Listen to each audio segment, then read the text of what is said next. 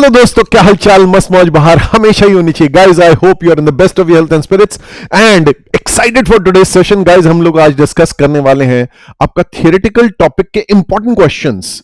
जो आपका टॉपिक है सिक्योरिटाइजेशन, उसके वेरी वेरी इंपॉर्टेंट क्वेश्चंस हम लोग डिस्कस करेंगे, जो क्वेश्चंस आ चुके हैं और इवन आ सकते हैं एग्जाम में फ्यूचर में।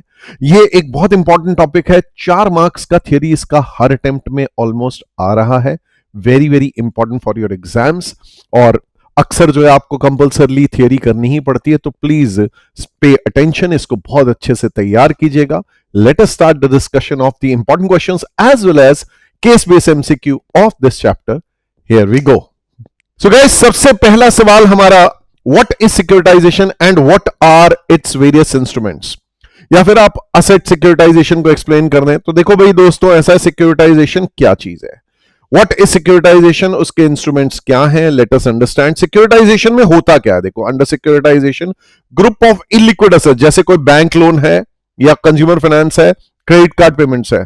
लेट्स से कोई बैंक है, कोई फाइनेंशियल इंस्टीट्यूशन है, उन्होंने क्या कर रखे हैं, लोन दे रखे हैं। और कंज्यूमर फाइनेंस, जैसे आप लेते हो ना, कोई लेट्स से आपने कोई कंज्यूमर गुड्स खरीदे, फोन खरीदा। आज की डेट में बहुत सारे आईफोन जो है, लोग जो जनरेशन, जो लेटेस्ट जनरेशन है, वो बहुत ज्यादा आईफोन जो है ईएमआई पे ले रही है। तो कंज्यूमर फाइनेंस, इवन जो है ओवन और जो है वॉशिंग मशीन, टेलीविजन एक्सेट्रा, जो है कंज्यूमर फाइनेंस, जो भी कंज्यूमर गुड्स, एसी जो है इंस्टॉलमेंट्स पे, ईएमआई पे, और क्रेडिट कार्ड पेमेंट, इन सबको पूल कर देते हैं। ठीक है जी। कोई इलिक्विड एसेट्स या मॉर्गेज या कोई एसेट जो कि स्टेबल रेगुलर कैश फ्लोज है, बैंक लोन पे भी स्टेबल कैश फ्लो आता है, कंज्यूमर फाइनेंस इन पे भी जो है ईएमआई रेगुलर आती है, क्रेडिट कार्ड पे भी रेगुलर पेमेंट्स आती है। तो bank loans, consumer finance, credit card payments, इनको पूल करते हैं, इनको इकट्ठा किया और इकट्ठा करने के बाद इनको सेल कर देते हैं एक इंटरमीडियरी को। इंटरमीडियरी को हम लोग कहते हैं स्पेशल पर्पस व्हीकल या एसपीवी, उसको भेज दिया जाता है। ठीक है जी। इंटरमीडियरी जो है एज द केस में भी देन इशू करते हैं, ये जो एसपीवी है वो इशू करते हैं securities, usually debt instruments issue करते हैं। ठीक है, सिक्योरिटाइजेशन में सिक्योरिटीज इशू की जाती है, डेट सिक्योरिटीज इशू की जाती है।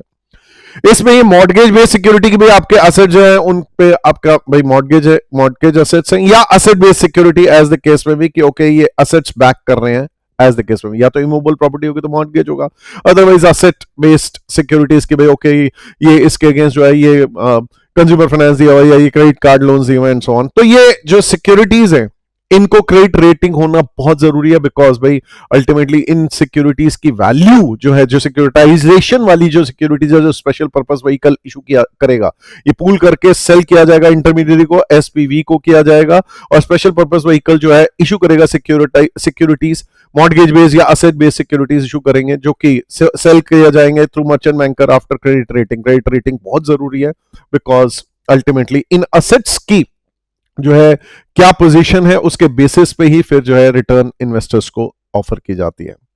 तो these securities are sold to the investors through merchant bankers. ये सारा का सारा जो है आपको इसी चार्ट पे मैंने आप लोगों को एक्सप्लेन कर दिया है। जनरली जो इन्वेस्टर्स है इसमें कौन होते हैं, कोई इंस्टीट्यूशन जैसे प्रोविडेंट फंड, उनको रेगुलर इनकम अगर चाहिए, पेंशन फंड, सेफ असेट और मॉर्गेज असेट्स के अगेंस्ट में जो है पेंशन फंड, प्रोविडेंट फंड्स के लिए एक secure to an extent secured investment है, बिकॉज इनके अगेंस्ट में जो सिक्योरिटीज है, इन जो इनको इशू की जा रही हैं, ये वाली जो सिक्योरिटीज इशू की जा रही हैं, ये सिक्योरिटीज, इन सिक्योरिटीज के अगेंस्ट में कुछ असेट या मॉर्गेज, इनके लिए जो है सेफ्टी का कंसर्न रहता है, और इवन म्यूचुअल फंड्स भी इसको खरीद सकते हैं। इसका मेन एडवांटेज क्या है सिक्योरिटाइजेशन की, instead of locking funds in loans. अब सोचिए ये बैंक है, अब बैंक ने टेकन एग्जांपल लोन दिया हुआ है एट 8% रेट ऑफ इंटरेस्ट, और आज की डेट में लेट्स टेक एन एग्जांपल, अगर फ्रेश लोन देंगे तो 10% पे, तो यार ये 8% का लोन, 8%, इमेजिन करो ये 8% का इंटरेस्ट, ये लोग जो है they are this bank is has blocked its fund, its liquidity in this 8% bank loan. और अगर अब इसके अगेंस्ट में इसे कैश मिल जाता है तो ये फ्रेश लोन दे सकेंगे 10% पे। तो उस हिसाब से हम लोग क्या करें, instead of locking funds in loans, lender जो है वो कन्वर्ट करता है इसको कैश में कन्वर्ट कर दिया एसपीवी को देके फॉर फर्दर लेंडिंग। ये जो प्रोसेस है ये बहुत प्रॉफिटेबल होता है जब इंटरेस्ट रेट जो है गोइंग अप। मैंने आपको बोला ना, इंटरेस्ट रेट आज फ्रेश लोन देंगे तो 10% हम लोग को इंटरेस्ट मिलेगा, तो इन्वेस्टर्स भी जो है गेन करते हैं। क्यों? क्योंकि ये क्रेडिट रेटेड है, लिस्टेड है, सिक्योर्ड इंस्ट्रूमेंट है, तो लिक्विडिटी भी है इनको, इन्वेस्टर्स को क्रेडिट रेटिंग है तो थोड़ा सेफ्टी भी रहती है, सिक्योर्ड है, सिक्योरिटी है इसके अगेंस्ट। तो ये एसेट्स जो है जनरली किसी सिक्योर्ड होते हैं या तो पर्सनल या रियल प्रॉपर्टी के अगेंस्ट। नाउ प्रोसेस क्या, असेट्स को ओरिजिनेट करते हैं थ्रू रिसीवेबल, लीजेस, हाउस लोन्स, अलग अलग जैसे भी कंज्यूमर फाइनेंस, क्रेडिट कार्ड्स, इनको जो है किसी भी तरह के डेट इंस्ट्रूमेंट्स, डेट्स जो भी ये दिए हुए हैं इन्होंने, इसको जो है लार्ज पोर्टफोलियो सबको पूल किया जाता है, इकट्ठा पूल किया जाता है इन असेट्स को, और फिर उसके बाद जो है इन असेट्स को एनालाइज करके इन पोर्टफोलियो को सेल कर दिया जाता है एक थर्ड पार्टी को, जिसको कहा जाता है स्पेशल पर्पस व्हीकल। तो स्पेशल पर्पस व्हीकल क्या करता है, स्पेशल पर्पस व्हीकल जो है वो बेसिकली इसके केस में सिक्योरिटीज इशू करता है, लेकिन इसकी एडमिनिस्ट्रेशन कि भाई अब ये जो क्रेडिट कार्ड की पेमेंट्स है, बैंक जिसने क्रेडिट कार्ड इशू किए हुए हैं तुम ही कलेक्शन करके दो ना, इन्हीं को सब कॉन्ट्रैक्ट कर देते हैं ओरिजिनेटर को, जिसने जनरली जो ये बैंक है ओरिजिनेटर यूजुअली यही होता है, यूजुअली ओरिजिनेटर ये होता है, but case to case basis पे आपको देखना पड़ेगा।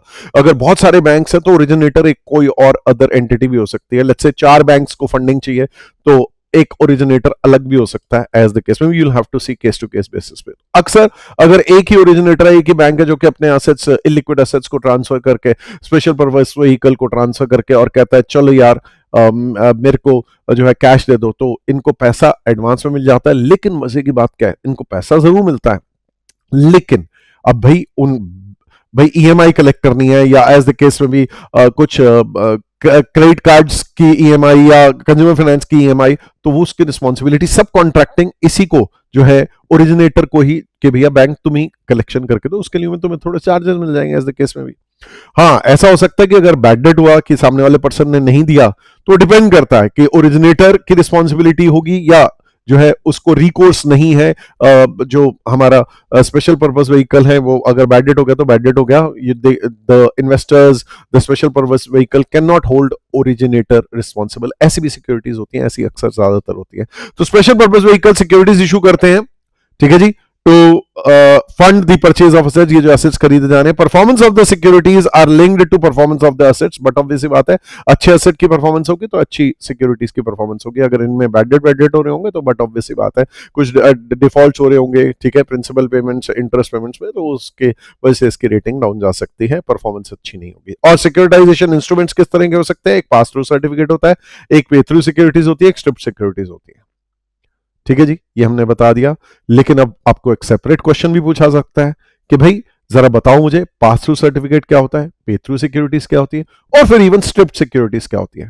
तो एक separate question, what explain pass through certificates as well as pay through securities. So guys, pass through certificate क्या चीज होती है? पास थ्रू सर्टिफिकेट एक ऐसा सर्टिफिकेट है जो कि इशू किया जाता है इन्वेस्टर्स को कि जो आपके प्लेज्ड एसेट्स हैं या जो भी आपके मॉर्गेज एसेट्स हैं उनके अगेंस्ट में। तो बेसिकली एक बॉन्ड है या डिबेंचर है जो कि इन्वेस्टर को इशू किया जा रहा है, बैंक या जो भी स्पेशल पर्पस व्हीकल या फाइनेंशियल इंस्टीट्यूशन है वो इशू कर रहा है।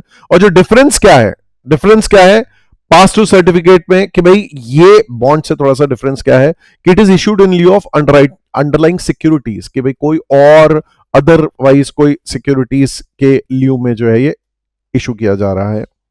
The pass through certificate, under pass through certificate अब क्या है, यहां पे ये एसेट आपके है, ठीक है, अब जैसे क्रेडिट कार्ड की पेमेंट्स है या व्हाटएवर, अब कैश फ्लोज आपके पास जैसे जैसे हमारे पास आते रहेंगे, प्रिंसिपल इंटरेस्ट, हम आपको वैसे वैसे होल्डर्स को या इन्वेस्टर्स को जो है ट्रांसफर करते जाएंगे, पीरियडिकल पेमेंट्स करते रहेंगे, इंटरेस्ट, प्रिंसिपल, प्रीपेमेंट होगी तो भी आपको दे देंगे। The SPV, the intermediary will not hold कि एक्सेस कैश आ गया चलो कोई नहीं मैनेज करते हैं उसको, नहीं। तो प्रीपेमेंट प्रिंसिपल की अगर होगी वो प्रोपोर्शनली डिस्ट्रीब्यूट कर दी जाएगी सिक्योरिटी होल्डर्स में, सारे के सारे कैश फ्लोस ट्रांसफर कर दिए जाएंगे इन्वेस्टर्स को। तो पास थ्रू यहां आया, यहां ट्रांसफर किया, कैरी करेंगे इन्वेस्टर्स, कैरी करेंगे प्रोपोर्शनल बेनिफिशियल इंटरेस्ट असेट जो है जितने भी हेल्ड कर रहे हैं। तो यहां से जो भी प्रीपेमेंट आ गई तो प्रीपेमेंट एक्चुअली होगा क्या, अगर लेट्स टेक एन एग्जांपल, आज अगर इंटरेस्ट रेट कम हो गए तो भाई वो हो सकता है प्रीपे करके कम इंटरेस्ट रेट पे लोन लेना पसंद करेंगे, जो भी जिन्होंने भी जो लोन ले रखे हैं, ठीक है, वो जल्दी पे करके कम रेट ऑफ इंटरेस्ट भी, पहले 8% इंटरेस्ट था अब 6% इंटरेस्ट हो गया, तो कहेंगे ये लो सारा पैसा पकड़ो, हम इसको रिफाइनेंस करा रहे हैं बाय 6% रेट ऑफ इंटरेस्ट। ऐसा अक्सर हो जाता है, तो वो प्रीपेमेंट कर देते हैं, यहाँ से 6% पे लिया, यहाँ पर जो 8% के लिeu में जो है इनको वापस कर दिया सारा का सारा, तो उस हिसाब से उनको बेनिफिट हो जाता है। अब ये जो पास थ्रू सर्टिफिकेट जो है इसमें क्या है, यहां जो प्रीपेमेंट आ गई प्रिंसिपल की पूरा पकड़ा देंगे, तो इनइक्वालिटी ऑफ कैश फ्लो चलेगा, अकर होंगे इफ प्रिंसिपल्स रीपे हो जाएंगे बिफोर द शेड्यूल टाइम। लेकिन पे थ्रू सिक्योरिटीज में क्या होता है, इन्वेस्टर्स को जो है इनका चार्ज है सिक्योरिटाइज एसेट्स पे, और इनकी ओनरशिप कौन किसकी है, स्पेशल पर्पस व्हीकल की। पास थ्रू सर्टिफिकेट में क्या था, ये एसेट आपके हैं, यहां जो है ओनरशिप एसपीवी की है। तो अगर इनके पास कैश फ्लोज कुछ सरप्लस कैश आएगा, लेट्स से किसी ने प्रीपे कर दिया ना, तो री इन्वेस्ट करेंगे उसको शॉर्ट टर्म में एज पर द रिक्वायरमेंट्स। और जो इसमें क्या है, इशूअर जो है वो रिस्ट्रक्चर कर सकता है अपने रिसीवेबल के कैश फ्लोज, ठीक है जी। और मेच्योरिटी अगर लेट्स से एग्जांपल को जल्दी हो जाता है, कोई टेंशन नहीं, विल इन्वेस्ट इट, और उस हिसाब से इनकी डिपेंड करता है रिस्क और यील्ड रिटर्न जो है डिफर कर सकती है। इशूअर जो है, जो स्पेशल पर्पस व्हीकल है, वो ओन करेगा इन रिसीवेबल्स को और सेल करेगा debt securities back by assets की, ये सिक्योरिटीज बैक बाय एसेट्स है। पास थ्रू सर्टिफिकेट में क्या था, ये एसेट्स आपके हैं, ये लो जी, दीज आर योर एसेट्स, तो जो कैश फ्लो आएंगे आपको दे देंगे। लेकिन यहां पर क्या है, यहां कैश फ्लोज को रिस्ट्रक्चर किया जाता है डेट ट्रांचेस में, जैसे जैसे मैच्योरिटी आएगी उस हिसाब से अपनी तरफ से सरप्लस आ गया, कोई बात नहीं, संभाल के रखो, शॉर्ट टर्म इन्वेस्ट करके रखो, and so on and so forth. तो ये होता है हमारा पे थ्रू सिक्योरिटीज। अब तीसरा आपका आता है स्ट्रिप्ड सिक्योरिटीज। अब स्ट्रिप्ड सिक्योरिटीज में क्या होता है गाइस, स्ट्रिप्ड सिक्योरिटीज में डिवाइड कर दिया जाता है कैश फ्लोज एसोसिएटेड जो भी है। अब भाई आपको जो भी डेट इंस्ट्रूमेंट है उसमें एक तो प्रिंसिपल मिल रहा होता है, प्रिंसिपल भाई टेक एन एग्जांपल 10 इयर्स की लाइफ है, उसमें 10 इयर्स में हर साल इंटरेस्ट मिलेगा, ठीक है, एनुअली सेमी एनुअली जैसा भी है, और प्रिंसिपल मिलेगा एज द केस में भी, तो प्रिंसिपल इंस्टॉलमेंट भी आएगी एज द केस में भी। तो स्ट्रिप्ड सिक्योरिटीज क्या किया जाता है, securities are created by dividing cash flows associated with the underlying securities in 2 और मोर न्यू सिक्योरिटीज। कहने का मतलब क्या है, स्ट्रिप्ड सिक्योरिटी में क्या है, डिवाइड कर देते हैं आपके कैश फ्लोज, जो भी आपको भाई डेट पे आपको जो भी आपने किसी को लेंडिंग की हुई है उस पे आपको जो भी पेमेंट मिल रही है, एक तो इंटरेस्ट मिल रहा है, एक प्रिंसिपल मिल रहा है, तो इसको ब्रेक कर दिया जाता है। सिक्योरिटी 2 तरह की इशू कर दी जाती है, 2 और मोर न्यू सिक्योरिटीज। कहने का मतलब इंटरेस्ट ओनली सिक्योरिटी या प्रिंसिपल ओनली सिक्योरिटी। जैसे इसमें क्या होता है, ये 2 पोर्शन अगर हम लोगों ने कर दिया, इंटरेस्ट ओनली और प्रिंसिपल ओनली, इसमें holder of interest only securities को, इंटरेस्ट ओनली सिक्योरिटीज वाले को सिर्फ इंटरेस्ट मिलेगा, ओनली इंटरेस्ट, प्रिंसिपल नहीं मिलेगा। लेकिन प्रिंसिपल ओनली सिक्योरिटी होल्डर को क्या मिलेगा, सिर्फ प्रिंसिपल मिलेगा, only principal. Interest only security वाले को ओनली इंटरेस्ट मिलेगा, प्रिंसिपल ओनली सिक्योरिटी वाले को प्रिंसिपल मिलेगा। अब ये बहुत ज्यादा वॉलेटाइल हो सकता है कि मार्केट इंटरेस्ट रेट चेंज होता रहता है, तो इन सिक्योरिटीज को इसीलिए प्रेफर नहीं किया जाता है, इन्वेस्टर्स इसको ज्यादा प्रेफर नहीं करते, क्योंकि मार्केट इंटरेस्ट रेट या market yield to maturity, market interest rate जो मर्जी कहे, तो अगर वो राइज करता है, मार्केट इंटरेस्ट रेट बढ़ता है, तो प्रिंसिपल ओनली का जो प्राइस है वो फॉल हो जाता है। क्यों, क्योंकि भाई बोरोवर जो है वो कहेगा कि यार hello let's say 8% rate of interest और मार्केट इंटरेस्ट रेट 10% हो गया, 12% हो गया, तो जो जिन्होंने भी भाई लोन ले रखे हैं एज द केस में, वो कहेंगे यार पोस्टपोन करो पेमेंट, प्रिंसिपल अपन ने नहीं देने, ये सस्ता है, इसी को मेंटेन करो। बट अगर इंटरेस्ट रेट फॉल होते हैं तो उस केस में वो प्रीपे करने की कोशिश करेंगे, रीपे करने की कोशिश करेंगे लोन्स को, ताकि वो fresh lower rate of interest पे बोरिंग कर सकते, बॉन्ड रिफंडिंग कर सके, मतलब जो लोन रिफंडिंग कर सके, जैसा हम लोग कॉन्सेप्ट पढ़ते हैं।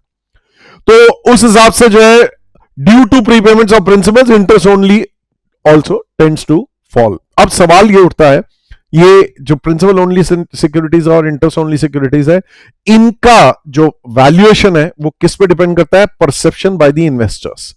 तो उसके बेसिस पे प्रिंसिपल ओनली और इंटरेस्ट ओनली की वैल्यूएशन जो है होती है एज द केस में।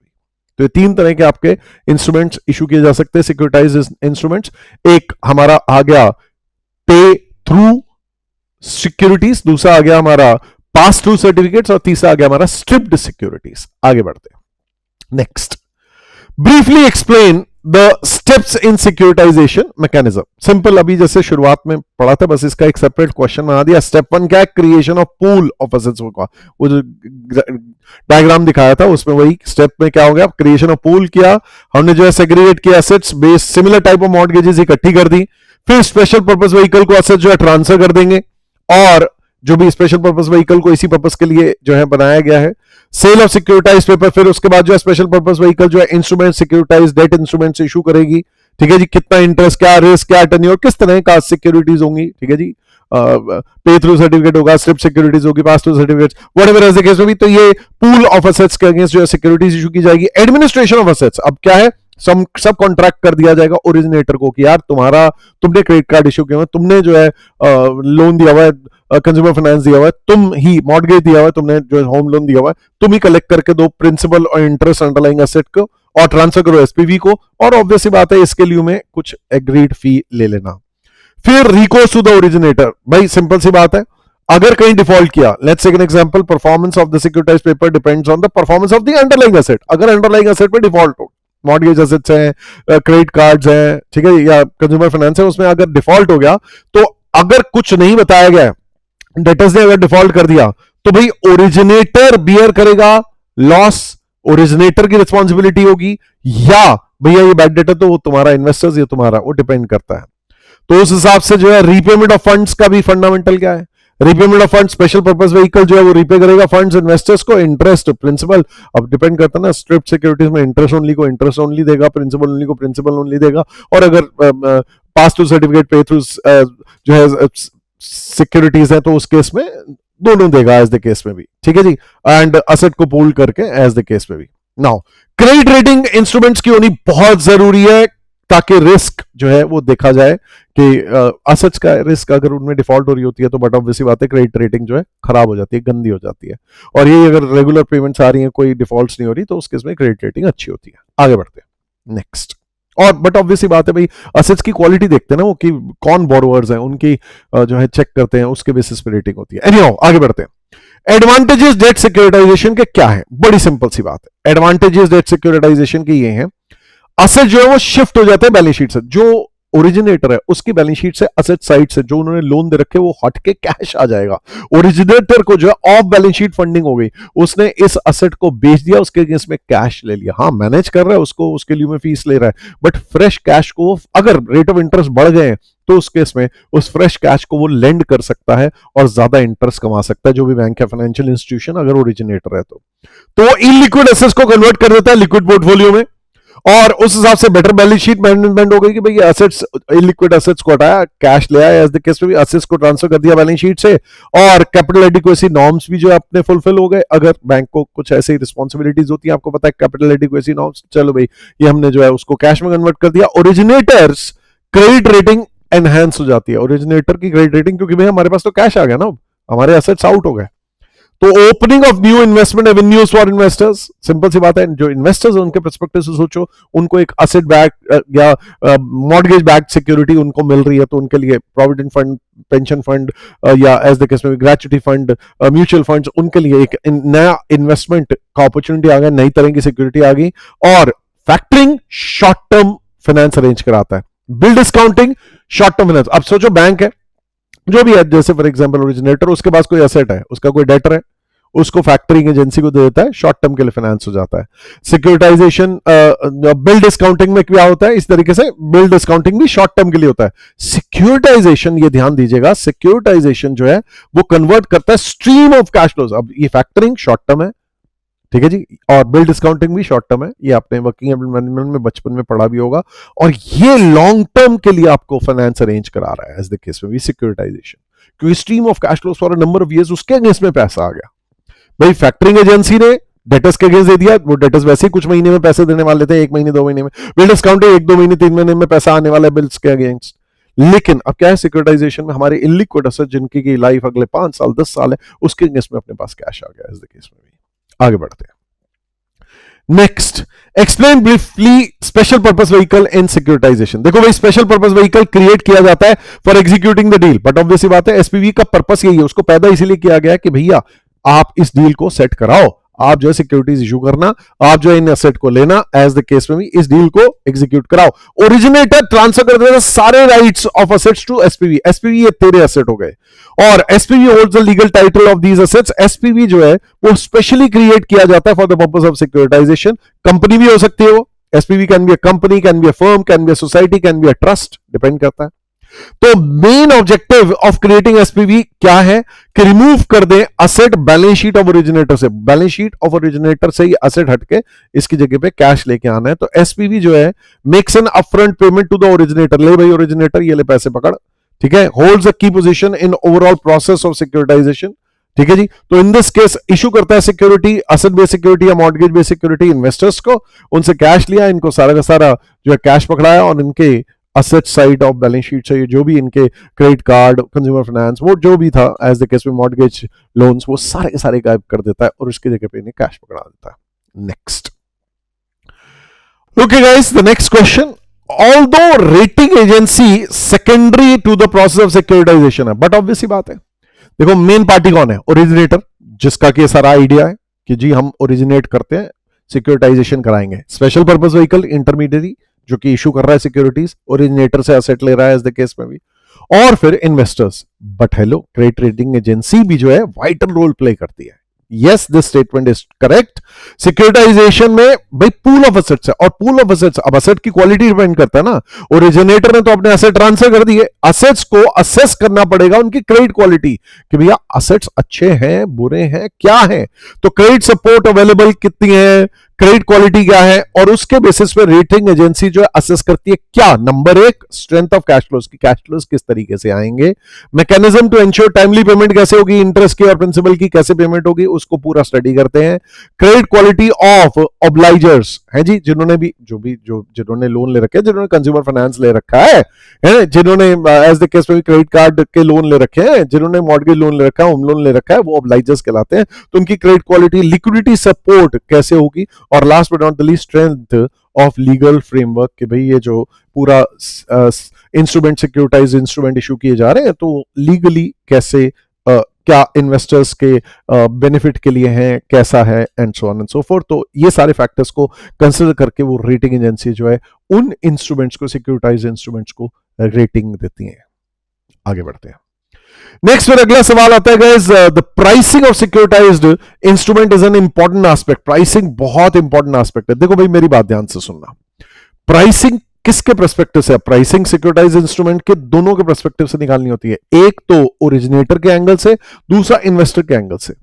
तो सिक्योरिटाइजेशन में जस्ट जैसे आपने सिक्योरिटी वैल्यूएशन में भी देखा हुआ है, जो भी person funds, take an example, अपना एसेट बेच के फंड्स ले रहा होता है, तो वो क्या देखता है?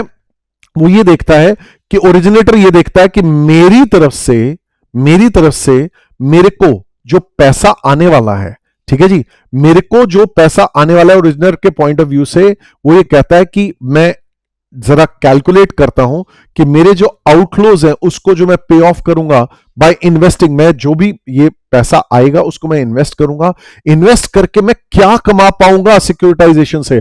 If I receive the money today I will be investing it, what will I receive in future, उसकी discounted value is the value from the point of view of originator.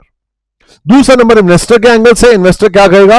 वो तो कहेगा भाई सिंपल सी बात है, मेरे लिए तो ये एक और डेट इंस्ट्रूमेंट है, similar risk class, similar rating, similar जो है सेम रेटिंग, जैसे triple A, double A, whatever as the case में भी, A rating, triple B, double B, whatever rating है, सेम रेटिंग, सेम मैच्योरिटी के, तो वो क्या करेगा? वो डिस्काउंट करेगा बेस्ट फ्यूचर कैश फ्लोज को एस्टिमेट करके, yield to maturity of similar risk class के कंपेरेबल सिक्योरिटीज जिनकी credit quality, average life of security same है, उनसे डिस्काउंट करके। तो जस्ट लाइक जैसे होता है ना एक चीज, इंट्रिंसिक वैल्यू, ये इंट्रिंसिक वैल्यू निकालेंगे।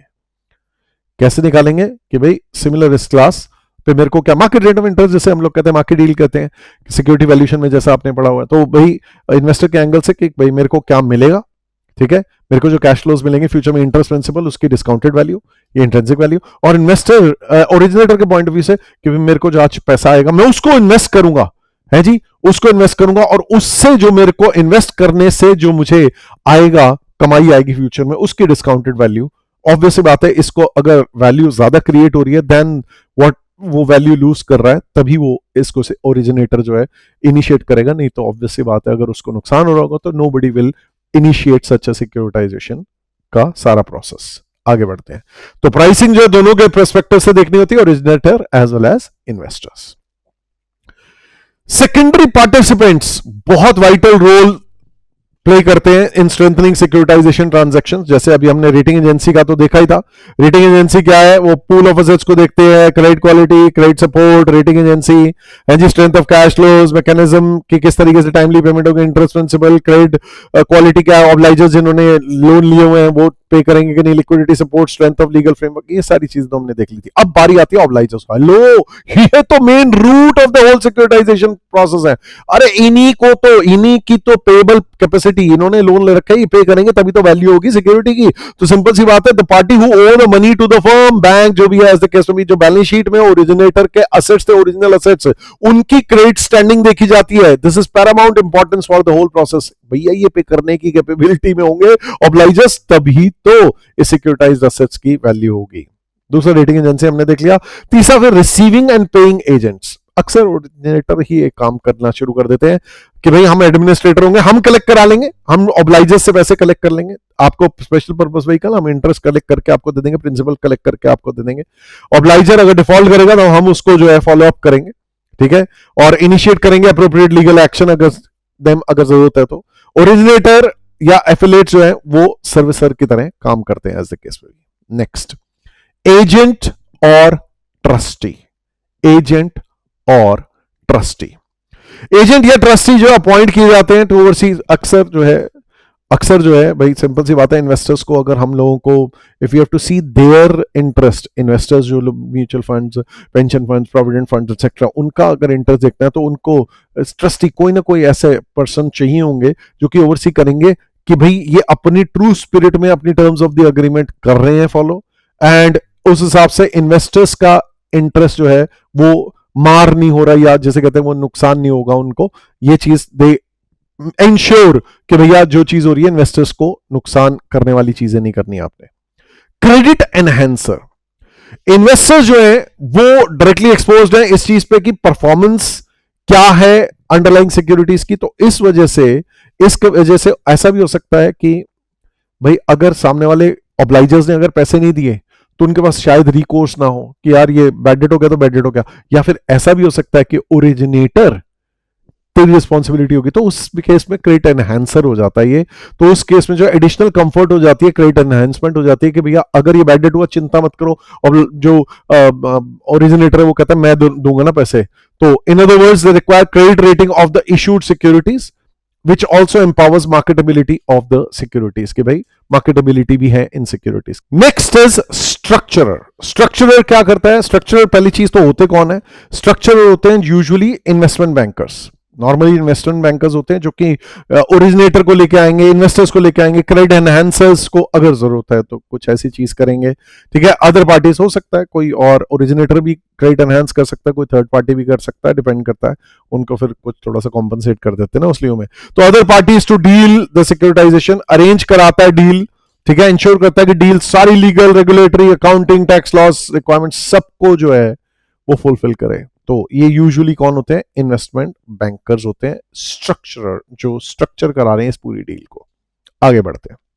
Next, tokenization to some extent resembles the process of securitization. आपने स्टार्टअप फाइनेंस में फंडामेंटल पढ़ा था ब्लॉकचेन का, तो ब्लॉकचेन के टोकन्स कुछ क्रिएट किए जाते हैं, तो टोकनाइजेशन भी जो है सिक्योरिटाइजेशन की तरह ही है।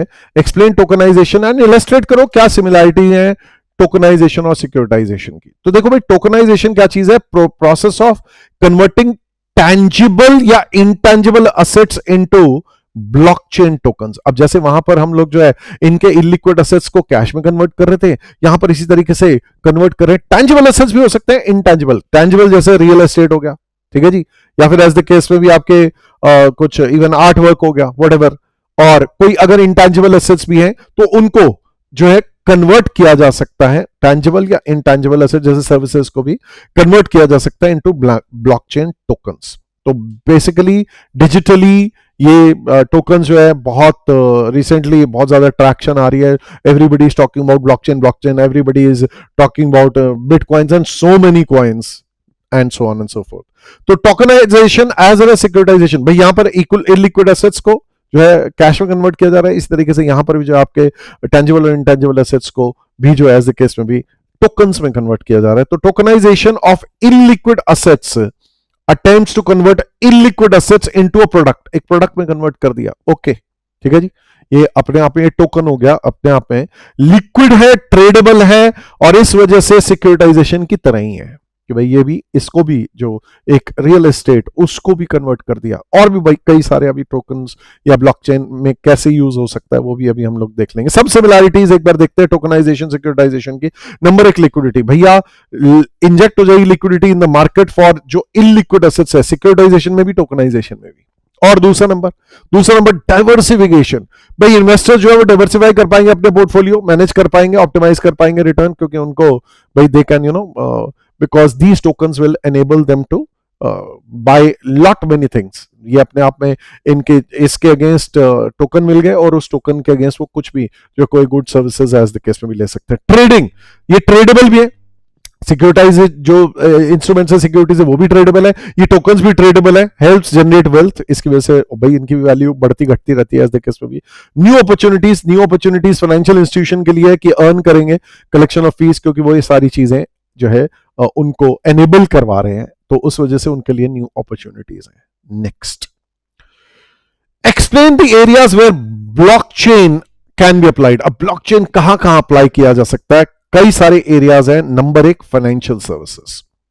देखो भाई सिंपल सी बात है, फाइनेंशियल सर्विसेज जैसे फॉर एग्जांपल भाई आप समझो ब्लॉकचेन जो है can provide automated trade life cycles in terms of transaction log. अब आप एक बात बताओ, ब्लॉकचेन में होता क्या? हर ट्रांजैक्शन को लॉग किया जाता है, हर एक को रिकॉर्ड किया जाता है। इसने इसको ये दिया, उसने उसको ये दिया, सारी चीज जो है डिजिटल फॉर्म में जो है वो मेंटेन की जाती है। तो अगर आपने असेट या प्रॉपर्टी ट्रांसफर करनी है, ब्लॉकचेन की हेल्प से आसानी से हो सकती है। अब फिजिकल हो असेट्स या डिजिटल हो असेट्स, जैसे फिजिकल भाई आप लैपटॉप्स कर रहे हो, smartphones, automobiles, real estate, one person to another, इन सब चीजों के ट्रांजैक्शन जो है सारे के सारी चीजें जो है उसमें ब्लॉकचेन टेक्नोलॉजी इसको रिकॉर्ड करेगी। ईच एंड एवरी कहां से कहां गया, हर ट्रांजैक्शन को जो रिकॉर्ड किया जाएगा। हेल्थ केयर में भी जो है अब ब्लॉकचेन, भाई hello, it's not only tokens, it's not only this thing, क्या नाम है अपना, अब आप बोलो भैया पैसे दे रहे हैं, इसमें ये अल्टीमेटली क्या, आपका डेटा है। आपका डेटा जो हेल्थ का डेटा है, जो भी आपके ब्लड टेस्ट, आपके एक्सरेज, आपके MRI scans and so on, health care industry के लिए प्रिवेसी चाहिए, सिक्योरिटी। भाई आप अपनी जो ब्लड रिपोर्ट्स है ऐसे बांटते नहीं फिरोगे कि क्या है आपको, तो उस हिसाब से जो है इनऑपरेटेबिलिटी ऑफ डेटा एलिमिनेट कर देंगे, थर्ड पार्टी को बिल्कुल अवॉइड कर देंगे, ओवरहेड्स कॉस्ट अवॉइड कर देंगे, सीधा यहां से यहां डेटा जो है ट्रांसफर हो जाएगा। तो ये क्या है, हेल्थ केयर में भी इसका जो है ब्लॉकचेन का काफी ज्यादा यूज हो सकता है। गवर्नमेंट्स भी जो है लैंड रजिस्ट्रेशन में, व्हीकल रजिस्ट्रेशन में, ई वोटिंग में यूज कर सकती है ब्लॉकचेन को। टेक्निकल डिसेंट्रलाइजेशन में जो काम गवर्नमेंट को करने होते हैं, जो चीजें करनी होती है, जैसे लैंड की रजिस्ट्रेशन करनी होती है, व्हीकल की रजिस्ट्रेशन, ई वोटिंग, तो वो ब्लॉकचेन की हेल्प से की जा सकती है। ब्लॉकचेन इंप्रूव करेगा transparency, better way to monitor audit transactions in the systems करवाएगा। Next, travel industry. और ट्रेवल इंडस्ट्री के लिए भी बहुत बढ़िया बात है। कैसे? ट्रेवल इंडस्ट्री जो है, हॉस्पिटैलिटी इंडस्ट्री जैसे भी कह दो, होटल्स हो गए या एयरलाइंस हो गई या बसेस और land transport, water transport as the case में भी, तो इसमें ट्रेवल इंश्योरेंस मैनेज कर देंगे, लॉयल्टी पॉइंट्स जैसे देते हैं, रिवॉर्ड्स देते हैं, ठीक है जी। तो उस हिसाब से कंप्लीटली वे किस तरीके से ट्रैवल कर रहे हैं उसके पूरा हॉस्पिटैलिटी इंडस्ट्री को कंप्लीटली जो है ये रिस्ट्रक्चर कर सकते हैं। तो अभी इसमें ब्लॉकचेन जो है मनी ट्रांजैक्शंस में इसमें लगाया जा सकता है। इंपॉर्टेंट डॉक्यूमेंट जैसे पासपोर्ट्स, आपके आइडेंटिफिकेशन कार्ड जैसे आधार है, ठीक है जी, रिजर्वेशन, सब रिकॉर्ड हो सकते हैं इस ब्लॉकचेन टेक्नोलॉजी में। और फिर इकोनॉमिक फोरकास्ट, हेलो, आप फाइनेंशियल फोरकास्ट कर सकते हैं, आप स्टॉक ट्रेडिंग के बेसिस पे आप चेक कर सकते हैं, प्लान कर सकते हैं कि भैया हेलो किस तरीके से स्टॉक मार्केट जा रही है, ऊपर जाएगी नीचे जाएगी, ठीक है जी। तो उस हिसाब से जो है स्टॉक ट्रेडिंग और एज द केस में भी जो है ओवरऑल इवन कमोडिटीज के प्राइसेस किस हिसाब से, ट्रांजैक्शंस किस हिसाब से, डिमांड और सप्लाई को सीधा डिजिटली सारी चीज जो है वो आपको फाइनेंशियल फोरकास्ट, इकोनॉमिक फोरकास्ट बना के दे देगा एज द केस में भी। तो blockchain can be used here as well. I really hope you found it easy and interesting. अब पढ़ते हैं इसके केस बेस एमसीक्यू की तरफ। Here we go. Okay guys, let us start the discussion. Growmore Limited, okay, Growmore Limited एक NBFC है, is in need of funds, तो इन्हें पैसों की जरूरत है। Hence इन्होंने अपने रिसीवर्स या डेटर्स जो है भेज दिया मैक फाइनेंशियल कॉर्पोरेशन को, MFC को। तो ग्रोमोर एनबीएफसी ने अपने असेट्स ट्रांसफर कर दिए, बेच दिए हैं मैक फाइनेंशियल कॉर्पोरेशन को फॉर 100 मिलियन। ओके, एमएफसी ने एक ट्रस्ट क्रिएट किया है। ट्रस्ट क्या है? Special purpose vehicle for this purpose, जिसका नाम है जनरल इन्वेस्टमेंट ट्रस्ट गिट। तो ये हमारा स्पेशल पर्पस व्हीकल है। तो इन्होंने अरेंज किया है विच इट इशूड सिक्योरिटीज। अब ये सिक्योरिटीज इशू कर रही है obviously SPV, carrying different level of risk and return to the investors. अलग अलग रिस्क, अलग अलग रिटर्न के हिसाब से कि भाई अलग अलग तरह के एसेट्स हैं। Further this structure also permits GIT to reinvest the surplus. यार ये इनके पास सरप्लस फंड्स आएंगे तो ये री इन्वेस्ट कर सकते हैं। ओके, फॉर शॉर्ट टर्म के लिए री इन्वेस्ट कर सकते हैं। तो हमने अभी अभी डिस्कस किया था कि हमारे पास दो तरह के जो है सिस्टम्स हो सकते हैं, दो तरह की सिक्योरिटीज जैसे होती है। Let's not talk about स्ट्रिप्ट securities. एक पास थ्रू सर्टिफिकेट होता है जिसमें कि हेलो जो आएगा सीधा पकड़ा देंगे, लेकिन पे थ्रू सिक्योरिटी होती है जिसमें कि इनके पास अगर सरप्लस फंड्स आएंगे, जैसे किसी ने प्रीपे कर दिया, तो ये उसको री इन्वेस्ट कर पाएंगे। तो पूछा है सिक्योरिटाइज इंस्ट्रूमेंट 100 मिलियन का जो है वो क्या चीज है, वो किस गिट ने जो इशू किया वो किस कैटेगरी में फॉल करता है। तो पे थ्रू सिक्योरिटीज है, ये स्ट्रिप्ट सिक्योरिटी नहीं है, ठीक है, पास थ्रू नहीं है, डेट फंड नहीं है, एज द केस में भी। ये पहला वाला बी हो गया। नेक्स्ट, फिर उसने कहा ओरिजिनेटर कौन है। यार देखो, इसने तो अपने असेट बेच दिए, इसको आउट हो गया, ये ओरिजिनेटर है। ये उन्होंने जनरली जिसके एसेट होते हैं वो एसपीवी को देता है, लेकिन एसपीवी को किसने दिया है? मैक फाइनेंशियल कॉर्पोरेशन ने इनकॉर्पोरेट किया है। तो ओरिजिनेटर कौन है? Mac financial corporation. ठीक है, नेक्स्ट। और in the above scenario GIT जो है जनरल इन्वेस्टमेंट ट्रस्ट, ये क्या है भाई? स्पेशल पर्पस व्हीकल है ये, सिंपल। आगे बढ़ते हैं, नेक्स्ट वापस आते हैं, जरा आगे और पढ़ लेते हैं।